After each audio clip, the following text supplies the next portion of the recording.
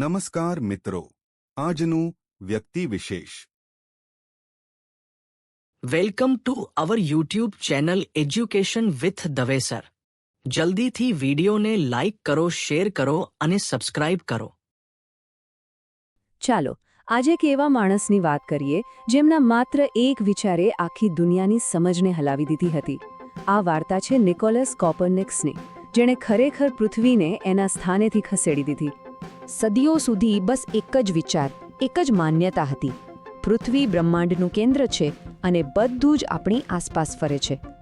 પણ પછી એક માણસ આવ્યો જેના અવલોકનો આ સદીઓ જૂની માન્યતાને જડમૂળથી ઉખાડી નાખવાના હતા. તો આ જૂની માન્યતા હતી શું?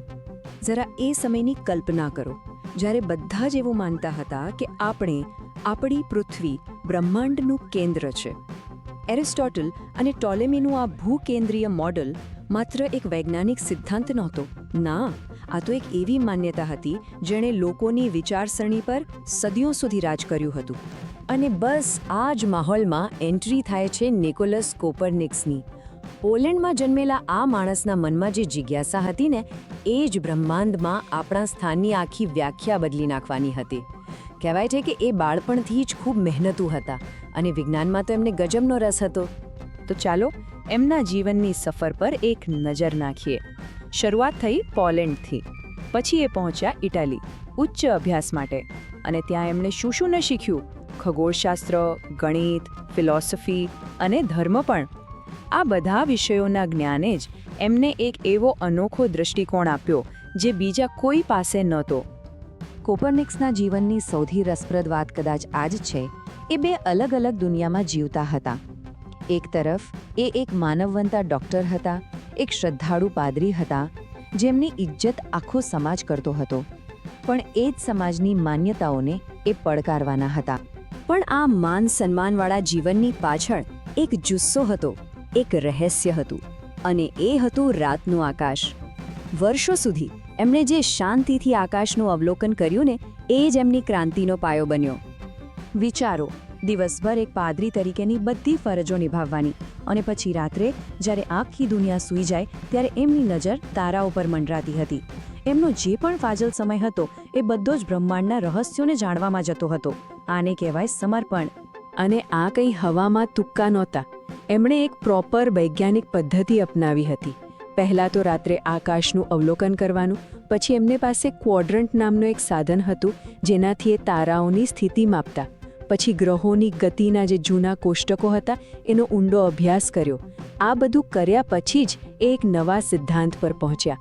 મતલબ કે બધું જ પાક્કી ગણતરી અને માપ પર આધારિત હતું.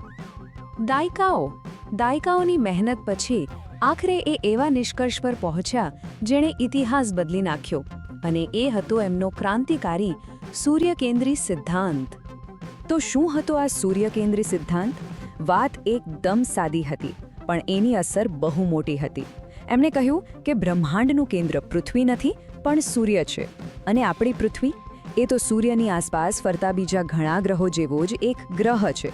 આ વાત જૂની માન્યતાથી એકદમ જ ઊંધી હતી. આ એક વાક્ય, જરા વિચારો, આ એક વાક્યએ આખી દુનિયાને હલાવી દીધી. સદીઓથી જે માન્યતા લોકોના મનમાં ઘર કરી ગઈ હતી એને મૂળમાંથી તોડી પાડી. બ્રહ્માંડમાં આપણું સ્થાન શું છે એની આખી સમજ જ કાયમ માટે બદલાઈ ગઈ. હવે આપણે એમના જીવનના અંતિમ અને કદાચ સૌથી નાટકીય તબક્કા પર આવીએ છીએ. એમણે પોતાની આખી જિંદગીની મહેનત, બધી શોધો અને બધા સિદ્ધાંતોને એક પુસ્તકમાં ભેગા કર્યા.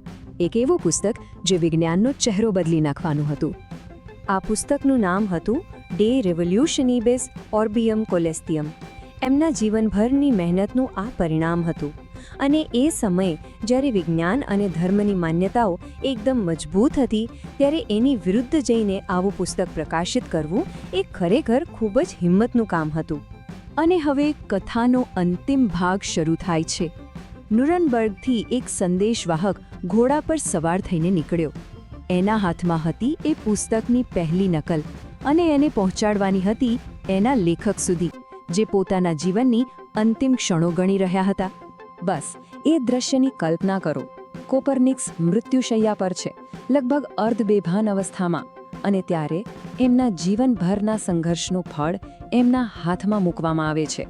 વર્ષો સુધી છુપાવીને કરેલું કામ, ડર, અથાક મહેનત, આ બધા પછી છેવટે એ પોતાના જીવનના કાર્યને સ્પર્શી શક્યા. અને એ માનવામાં નહીં આવે પણ એ પુસ્તક હાથમાં આવ્યાના માંડ 6 કલાક પછી નિકોલસ કોપરનિકસે અંતિમ શ્વાસ લીધા. એવું લાગે જાણે કુદરત પણ એમના જીવનભરના કામને એકવાર એમના હાથમાં સોંપવાની રાહ જોતી હતી. અને આ વાત આપણને એક મોટા સવાલ પાસે લાવીને ઊભા રાખી દે છે. કોપરનિકસની આ વાર્તા એ વાતનો પુરાવો છે કે કેવી રીતે માત્ર એક વ્યક્તિની જિજ્ઞાસા, એની દ્રઢતા અને સત્યને શોધવાની હિંમત આખી માનવજાતનો વિચાર અને ઇતિહાસની દિશા બદલી શકે છે.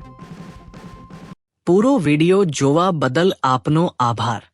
જો આપને વિડિયો ગમ્યો હોય તો ચેનલને સબસ્ક્રાઇબ કરવાનું ભૂલતા નહીં, સાથે શેર કરવાનું પણ ભૂલતા નહીં. જો કોઈ વ્યક્તિ વિશેષ વિશે તમે જાણતા હોય તો જરૂર કોમેન્ટ કરજો, જેથી તેની માહિતી આપણી ફેમિલીને મળતી રહે. જો કોઈ મંતવ્ય હોય તો જરૂર જણાવવા વિનંતી. આભાર.